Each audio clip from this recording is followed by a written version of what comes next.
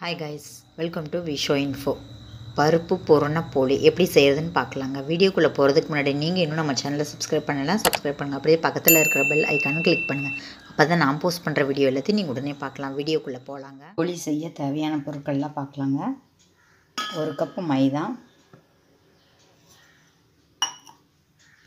1 cup கோதுமை மாவு,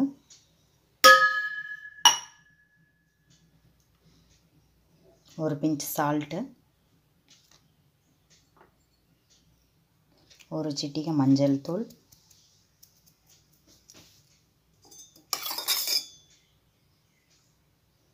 அப்புறம் ஒரு 3 டீஸ்பூன் நெய். இதெல்லாம் போட்டு நல்லா பெசரிட்டு அதுக்கப்புறம் தண்ணி ஊற்றி பிசைஞ்சுக்கணுங்க.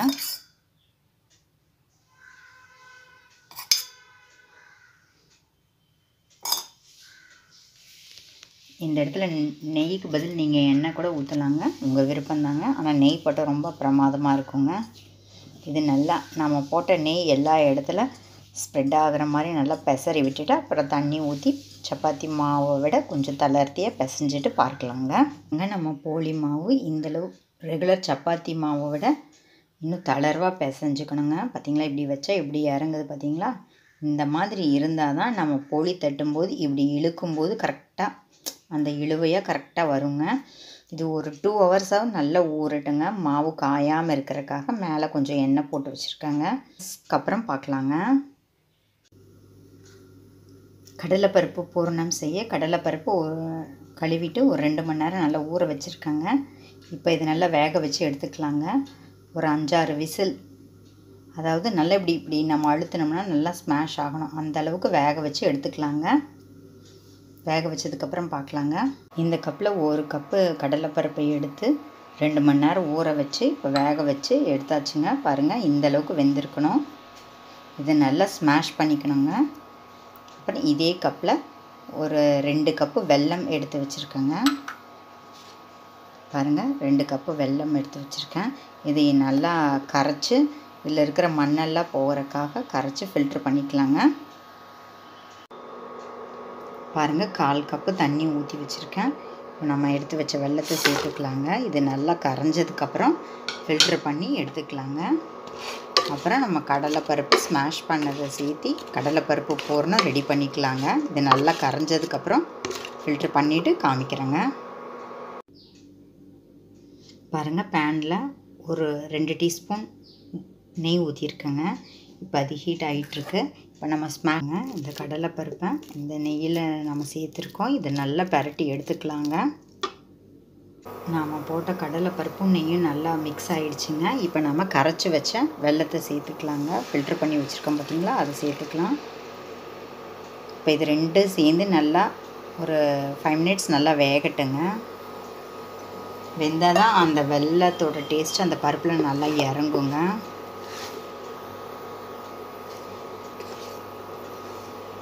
இதை நல்லா மிக்ஸ் பண்ணி விடலாங்க.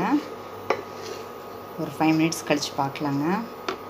உப்பு சேர்த்துக்கலாங்க. ஒரு சிட்டிகை, 1/4 ஸ்பூன் ஏலக்காய், 1/2 ஸ்பூன் ஏலக்காய் தூள் சேர்த்துக்கலாங்க. இப்போ இது நல்லா கொதிக்கட்டுங்க. ஹல்வா கன்சிஸ்டன்சி வர்ற வரைக்கும் நல்லா கொதிக்கட்டுங்க. பாருங்கள், நம்ம கடலைப்பருப்பு பூரணம் சூப்பராக ரெடி ஆகிடுச்சிங்க. அடுப்பு ஆஃப் பண்ணியாச்சுங்க. இப்போ 1 டீஸ்பூன் நெய் சேர்த்துக்கலாங்க. சேர்த்திட்டு நாம் இறக்கிடலாங்க. இப்போ இதை மிக்ஸ் பண்ணிவிட்டு ஒரு பிளேட்டுக்கு மாற்றினதுக்கப்புறம் காமிக்கிறேங்க. நல்லா ஆறுனதுக்கப்புறம் தான் நம்ம உருண்டை பிடிச்சி வைக்கலாம். பாருங்கள், நம்மளோட கடலைப்பருப்பு பூரணம் சூப்பராக ரெடி ஆகிடுச்சிங்க. இனி போலி தட்டுறதுக்கு ரெடியாக இருக்குங்க. பாருங்கள், இந்த மாதிரி நல்லா இலையில் நல்லா எண்ணெயை ஸ்ப்ரெட் பண்ணி வச்சுக்கணுங்க. அதுக்கப்புறம் நம்ம பூரண மாவு ரெடி பண்ணி வச்சுருக்கோம், மேல் மாவு.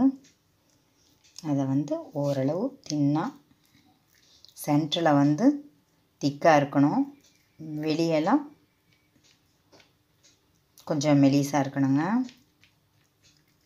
இந்த இடத்துல திக்காக இருக்கணும், இங்கெல்லாம் தின்னாக இருக்கணுங்க. அந்த மாதிரி பார்த்துக்கோங்க.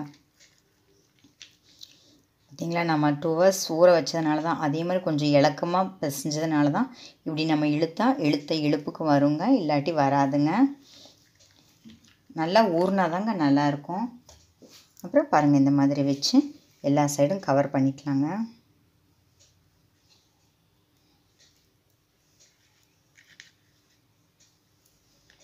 இப்படி கவர் பண்ணிவிட்டு இப்படி நம்ம நல்லா ரோல் பண்ணிக்கலாம். இப்படி ரோல் பண்ணதுக்கப்புறம் செஞ்சால் தாங்க சரியாக வரும். மாதிரி செஞ்சுட்டு மெலிசாக அப்படியே தட்ட வேண்டியதுதான். அப்படியே 3 விரலில் போதும். பாருங்கள், அப்படியே எண்ணெய் தொட்டு தொட்டு அப்படியே தட்ட வேண்டியது தான்.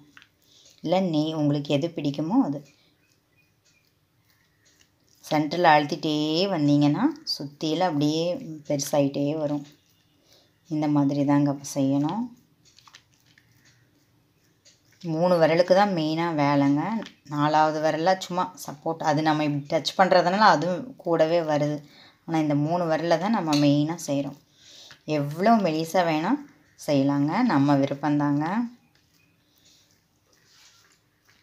அந்த நல்ல மைதா மாவு ஊறுறதுல தான் விஷயமே இருக்குது. அந்த மைதா மாவு கோதுமை மாவு சேர்ந்து நம்ம மேல் மாவு பிசைஞ்சோம் பார்த்திங்களா, அதில் தான் விஷயமே இருக்குது. அது எந்த அளவுக்கு நல்லா கரெக்டான டெக்ஸ்சரில் வந்ததுன்னா நம்மளால் இந்த மாதிரி போலி ஈஸியாக பண்ண முடியுங்க. அதே மாதிரி உள்ளே வைக்கிற பூரணமும் அப்படி தான், நம்ம சொன்ன மாதிரி கரெக்டாக செஞ்சோம்னா கரெக்டாக வருங்க.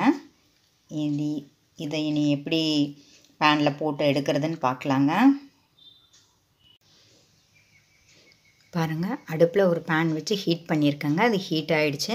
அதுக்கு மேலே கீ போட்டு ஸ்ப்ரெட் பண்ணியிருக்கேங்க. அப்போ தான் நம்ம போலி போடும்போது அதில் ஒட்டிக்காமல் கல்லில் ஒட்டாமல் ஈஸியாக வருங்க.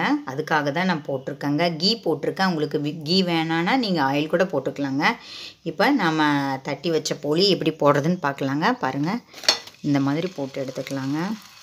நல்லா நம்ம நெய்யெல்லாம் தடவி இருக்கிறதுனால ஈஸியாக நம்மளோட போலி வெளியே வந்துடுங்க. பார்த்திங்களா, ரொம்ப ஈஸியாக வந்துடுச்சு. இப்போ நம்ம இதை சுட்டு எடுக்கும்போது உங்களுக்கு நெய் பிடிச்சா நெய், இல்லாட்டி ஆயில் எது வேணால் யூஸ் பண்ணிக்கலாங்க. நல்லா ஸ்லோ ஃப்ளேம்லேயே குக் பண்ண விடுங்க. லைட்டாக கலர் சேஞ்ச் ஆனதுக்கப்புறம் திருப்பி போடலாங்க. அவசரப்பட்டு திருப்பினோம்னா பிஞ்சிட்டு வந்துடுங்க. ஸ்லோ குக்லேயே ரெடி பண்ணலாங்க. 1 நிமிஷம் கழித்து பார்க்கலாங்க. பாருங்கள், நம்மளோட போலி சூப்பராக ரெடி ஆகிடுச்சுங்க. இது ஒரு பிளேட்டுக்கு மாற்றிக்கலாங்க. இதே மாதிரி எல்லா போலியும் செஞ்சதுக்கப்புறம் பார்க்கலாங்க. பாருங்கள், செமையாக நம்மளோட பருப்பு போலியெல்லாம் தயாராகிடுச்சுங்க. நீங்களும் செஞ்சு பாருங்கள், சூப்பராக வருங்க, சூப்பராக இருக்குங்க. என்னங்க, இந்த ரெசிபி உங்களுக்கு பிடிச்சிருந்தா லைக் பண்ணுங்கள், ஷேர் பண்ணுங்கள், கமெண்ட் பண்ணுங்கள். ஞாபகமாக சப்ஸ்கிரைப் பண்ணுங்கள். ஓகே, பாய்.